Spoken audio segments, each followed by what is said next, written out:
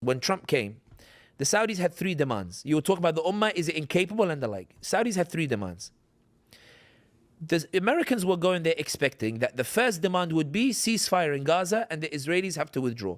Bob Woodward writes in his book that when Blinken went to visit Saudi Arabia, he was terrified that the Gulf states were about to lambast him and he was bracing himself for it. And Bob Woodward writes that when Blinken arrived, he was stunned to find that the Gulf states instead were saying, yo, you're after Hamas, go for it. Like we don't have any problem with this whatsoever. We just ask that you help to make it be easier for us because our people are a bit angry about it. We're going to let them make some dua in Palestine and the like, but it might be a bit complicated. Just make sure you do it quickly. When Trump arrives in Saudi Arabia, he doesn't hear Gaza. What he hears is, Mr. President, I'm offering you $1 trillion to show you my commitment to America. I'm not going China. I'm showing you my commitment to the American economy and also to your family specifically. I was not willing to give this to Biden. But in exchange, Mr. President, in 2019, when the Houthis and the pro-Iran militias in Iraq fired missiles at the Royal Palace and at Jeddah and at my oil facilities, you didn't do anything about it. I expected you to do something about it. You didn't. I want you to guarantee me a security pact against the Iranians. That's what I want. I'm giving you $1 trillion. I'm going to buy Patriot missiles. I'm going to buy weapons and the like. My first demand, Mr. President, is help me to push back against these wretched Iranians, his words, not mine, that have taken over the government in Iraq, in Baghdad, via the militias, Hashd al-Shabi, the Popular Mobilization Force, that Obama in his JCPOA allowed them to be incorporated in the Iraqi army, which is why they didn't like the JCPOA. They didn't like the political dimension of it. I want you, the Houthis have frustrated me in the south. I want you to promise me that you'll bomb the Houthis. There was a report that suggested that when the Israelis bombed the Houthis, the Saudis had given intelligence to the Americans and the Israelis about where the Houthi leadership might be in order to say, finally you're doing something, go and take them out. The first demand was not Gaza. The first demand was, I'll give you $1 trillion.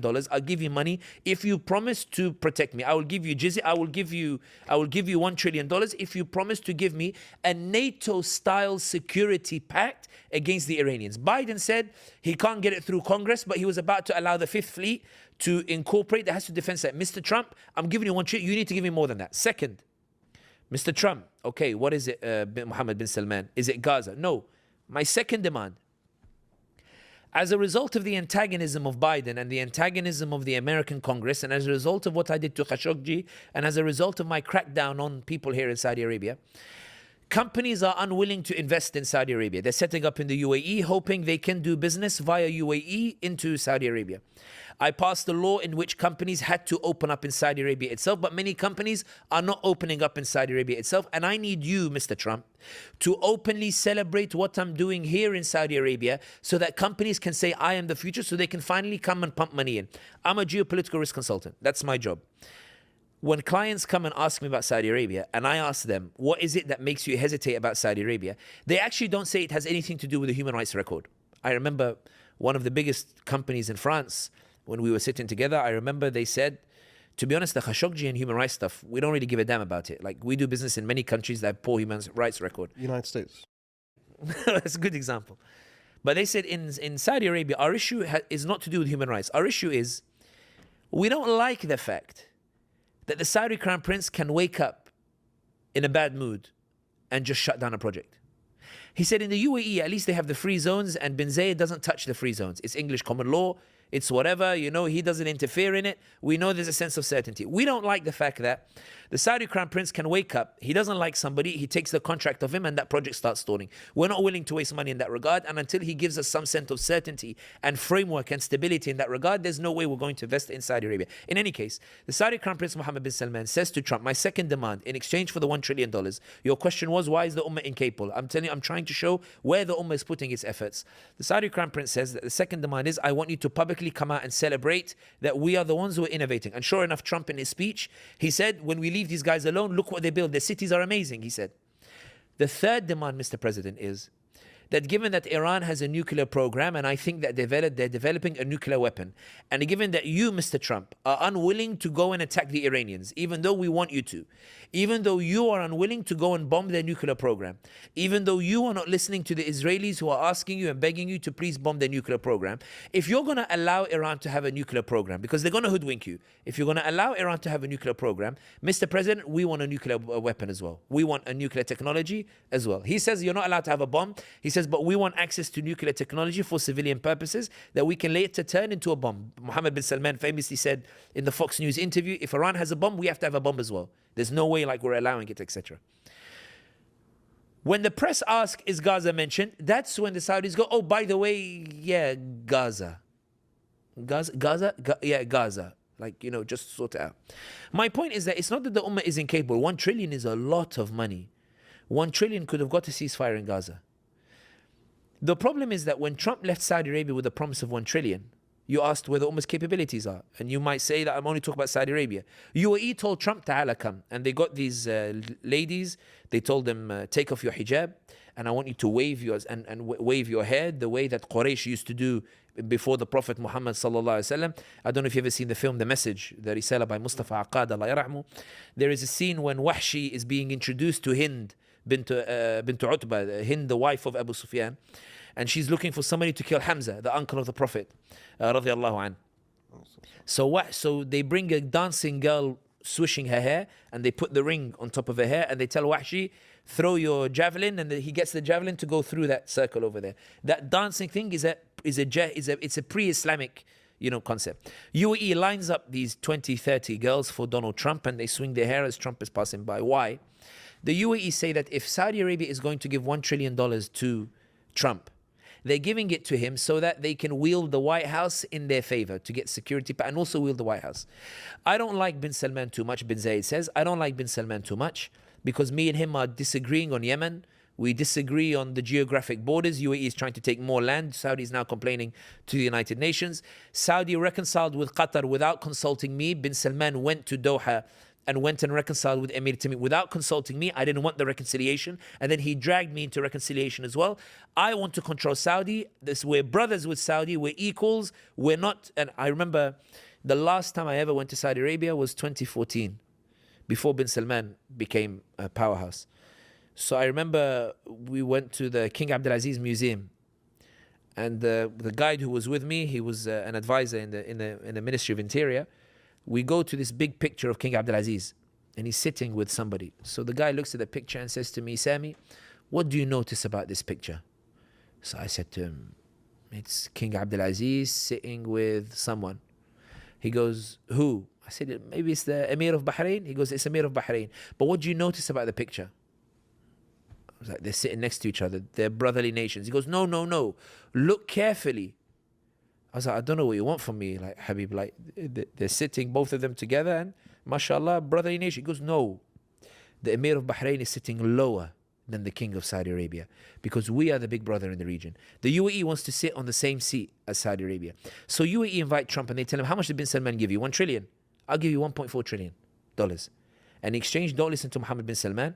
And when I present my plan to split Sudan, to make a new state with Niala in the west as the capital, because my militia Himeti was unable to take the capital Khartoum, I want you to recognize it.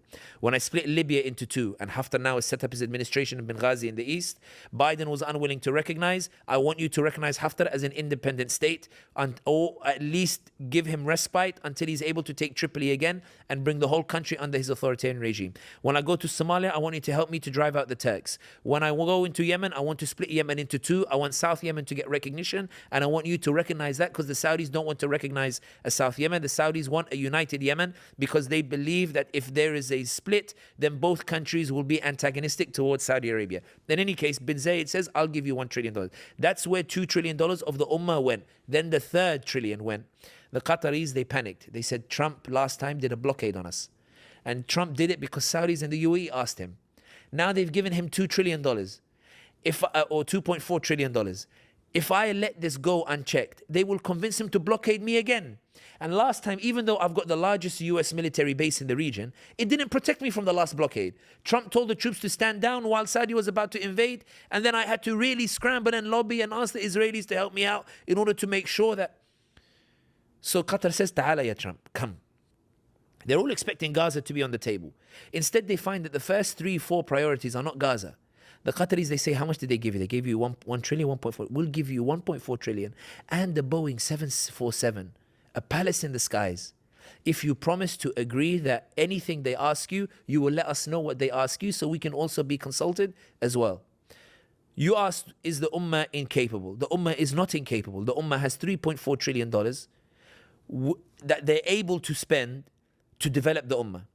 The Ummah has the geographical capacity to prevent Israel from attacking the Iranians or prevent Israel from expanding in the region. The Ummah has the population, the armies, the resources, and the high-tech weaponry in order to do so. But the current leadership on the resources of this Ummah are deploying those resources to ensure protection of the regime against the people themselves. Because the fourth demand that was made to Trump in exchange for the 1 trillion was, in the words of the Saudi Crown Prince, there was, in 2018, I was invited to this closed-door meeting on maritime security. There was a US delegation, European Union delegation, and there was a Gulf delegation. And the idea was, where is the future of security in the maritime going?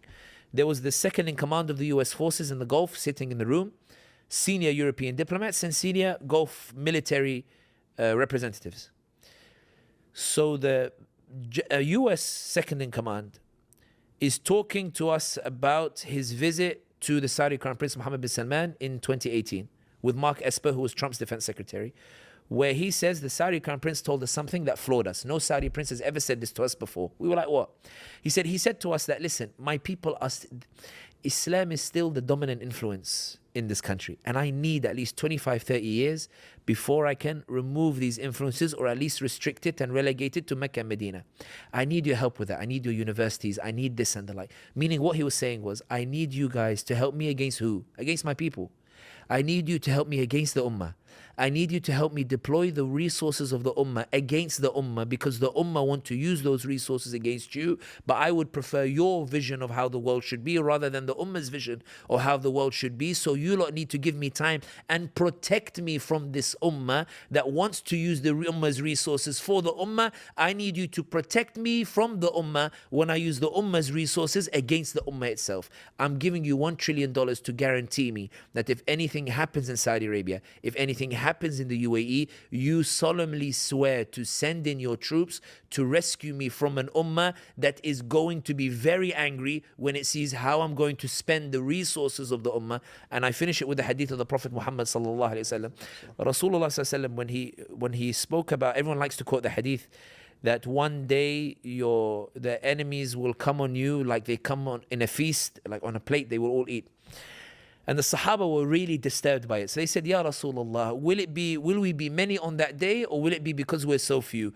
Ya Rasulullah, they're asking him, will it be because we're weak, we're few, we don't have resources, or will we be many? Will we have resources to resist when it happens?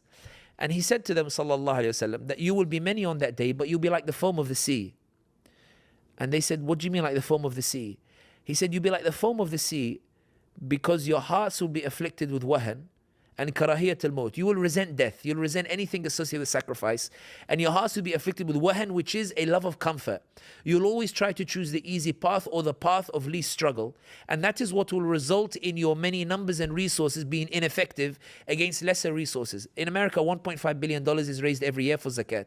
AIPAC spend $300 million on lobbying Congress. So they spend less than 30% on Congress, but they still have an outsized impact over the way that we spend our charity in getting it into Gaza. A lot of the charity is stuck in the border, even though the value of that charity is more than what Israel is spending on AIPAC. But because they spent smarter, their lesser investment got our greater charity investment stuck at the border. The point being is that it's not an absence of resources. The resources are there. The problem is how those resources are being deployed, and a lot of that has to do with how the current leaders are using them.